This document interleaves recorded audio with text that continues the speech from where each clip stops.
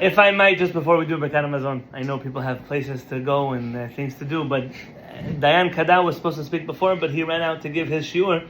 You're very lucky to be in the community of a Talmid Chacham who's always doing things for Torah. So no matter where he is and what's going on in his life, he's always running to teach another class. So with his permission, I got his permission before he left to share some words of Torah. But before that, we spoke about great-grandparents here. There was a famous Ashkenazi rabbi in Israel. His name was Rabbi Yosef Shalom El-Yashiv. And he was the sandak. Like Chacham Ovodei Yosef, he was the sandak by his grandson's Berit Milah. When he passed away, he had over 1,400 descendants. Yeah? So, B'ezrat Hashem, to all the great-grandparents here also, B'ezrat Hashem. No pressure, don't worry. One at a time. And when they came to the Berit Milah, and he was holding the baby of his grandson's grandson, someone said, it's a very special thing. It's a very auspicious moment. They say that a grandparent who holds their grandson's grandson in his hand, they go straight to the Garden of Eden, straight to Gan Eden. He said, in that case, please take the baby back. He said, why? He said, I've been working my whole life to get into Gan Eden, to get into heaven to the front door. Don't sneak me back to the kitchen. I want to go directly to the front door. If I could speak about all the grandparents and great-grandparents and the patriarchs and matriarchs of this family, I know all of them, some of them better than others. All of them have worked very hard, and no shortcuts, to make the beautiful children that are Betsy and Doron. And I know that Betsy and Doron are planning to put in the same work, without any shortcuts, to make generations of righteous people. I can't think of righteous people in Olam Haba without thinking of my uncle, Alav Shalom Yitzchak Daniel ben Moshe Zev, whose Askara was not so long ago. Denise was telling me in the synagogue that my uncle should have been here today. I think we're going to say that forever. He should have been here by the wedding, and he should have been here by the Berit Milah, and he should be here by all the other happy occasions in the family. But you spoke about radiance and sunshine. I think that his light and his presence is felt here very, very much. I was going to share another story, but if I'm on there, let's do it. You were talking about flights, Ben. Every time I get on an airplane, I come with this robe, and people, Rabbi, come sit. I get on the airplane. This time I flew like basic economy. It was the only ticket here in time for the Berit Milah. Originally, I had a ticket from San Diego, and then I lost that ticket, so I drove to LA to get here. But I wasn't going to make the Berit Milah, except they moved the Berit Milah to the afternoon instead of the morning. And so all of a sudden, Baruch Hashem, I was able to be here. So the mistake that Mohel, I don't know what it was intentional, but because of you, I was able to be here today. Baruch Hashem. Min Shemaya. Baruch Hashem.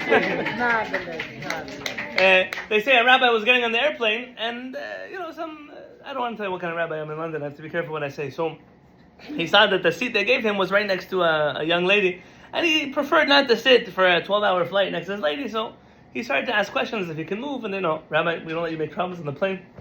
Hey, please, if you don't want to sit in this chair, it's time for you to leave the aircraft. I said, okay, if that's the case, that's the case. And so he takes his bags, he starts walking out the front of the airplane. And anyone who's ever taken an international flight, you've walked past the first class cabin, and you see these people like laying down like Fendis in this chair, and they're gonna sleep for the next 12 hours, and we're gonna be crammed like sardines in the back. And one guy sitting in first class says, Rabbi, wait, I'm buying you a ticket. So what do you mean? I'm buying you a seat right next to me in first class. That's amazing. That's incredible. So how much is it? $17,000. He gives his card to the flight attendant. They buy him a seat. He sits down. Says, sir, you must be a very special person. Your parents must have raised you to really appreciate Torah scholars. What's going on here? He says, no, I don't appreciate Torah scholars or anything like that. He said, I know you rabbis. What's going to happen is you're going to get off this plane, and somewhere over the Atlantic Ocean, the terrorist is going to hijack the airplane, it's going to crash into the ocean. It's like, and they're going to say, the reason why you were saved was because you wouldn't sit next to a woman in the airplane. He said, Rabbi, let me tell you something. If I'm going to die today, you're dying with me first class. With the one and Betsy, I tried. It's my second life cycle event being with them. And you might have to die with me. But B'ezrat Hashem, I hope to be in many of these happy occasions together with the family, b'simcha, b'tuv levav. Shimshon is a very special person. This Shimshon is his own person. So all the Shimshons of the past, they don't apply to the Shimshon. But the name, obviously, is inspired by the last of the Shofatim, the last of our judges in biblical times. And Shimshon, as Doron mentioned and alluded to in his speech, Shimshon was a complicated personality. Like all of us, we are all complicated personalities. And Shimshon, sometimes a little more complicated than everybody else. If you read his life, you're never sure, was Shimshon a good guy or was he a bad guy? He's busy saving the Jewish people, but He saves the Jewish people because of problems that you wonder if we should have been in the first place. And the life of Shimshon, interestingly, though it is critiqued by our rabbis, usually Shimshon is the hero of the story. The Rambam calls about Shimshon Moshiach Yisrael. He's the savior of the Jewish people. Shimshon is not a simple person. He's a very powerful person. In fact, he's so powerful that even though Shimshon judged the Jewish people, he led them for 20 years. You know nothing, just like I know nothing. Not of Shimshon's government, not of Shimshon's army. You don't know about Shimshon's soldiers. Shimshon was a one-man show. He ran the Jewish people on his own. He fought the enemies of the Jewish people on his own. And some of those stories are quite out there, how Shimshon fought the enemies of the Jewish people. And this child that came to the world, he came to the world on his own, with the biggest blessing of having this village around him. It takes a village to raise a child. This village is here, and this village is going to raise this child. And I'm certain that even though I'm going back to San Diego tomorrow, I'm leaving him in good hands, of good people, good family, good community, a righteous Talmid Chacham who runs the community. People that are going to make sure that Shimshon, though he's an individual, will grow up to embody the values that we have here. And as I was wrapping up my thoughts on Shimshon, I just can't help but think that I'm still sitting with you. All these months later, it's over a year and a half, the Jewish people have been at war. Since October 7th, our brothers and our sisters have been in the battlefield without a day's break. People that are trying to wipe out the Jewish people from the face of the earth.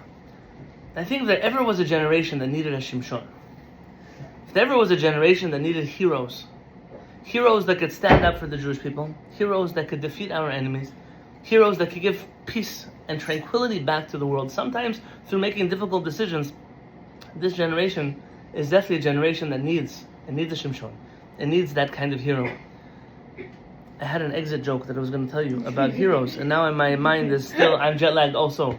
Ben.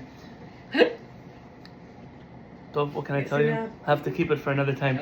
But for right now, it's on the tip of my tongue. Go on, tip of my tongue. I don't want to hold you up. It's in economy, and you're in first class.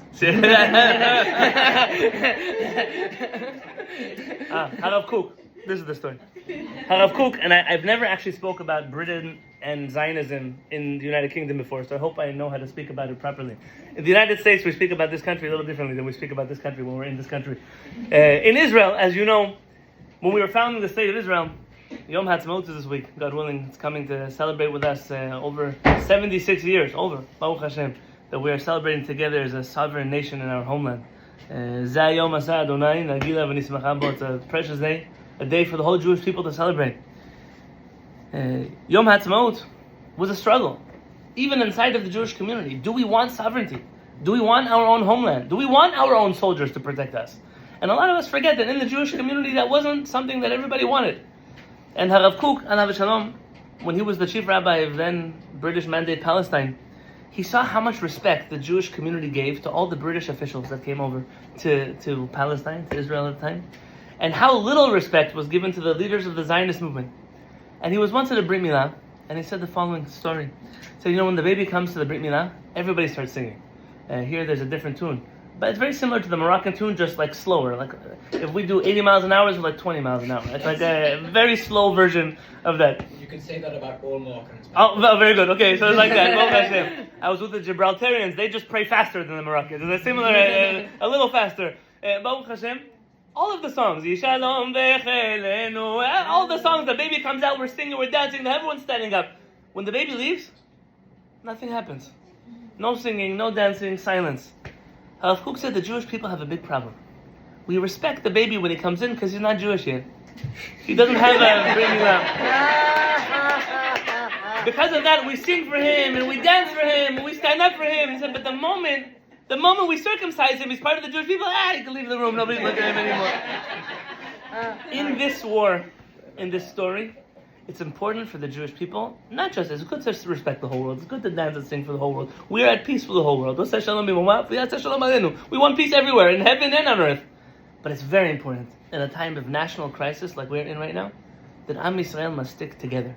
The Jewish people must be together, regardless of the stripes and the colors and the religious persuasions or lack thereof.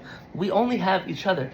At the end of the day, when you and I walk down the streets of our homeland, nobody checks which synagogue membership you have, if you even go to synagogue, if you're really Jewish, if your mother, if your father. Nobody cares.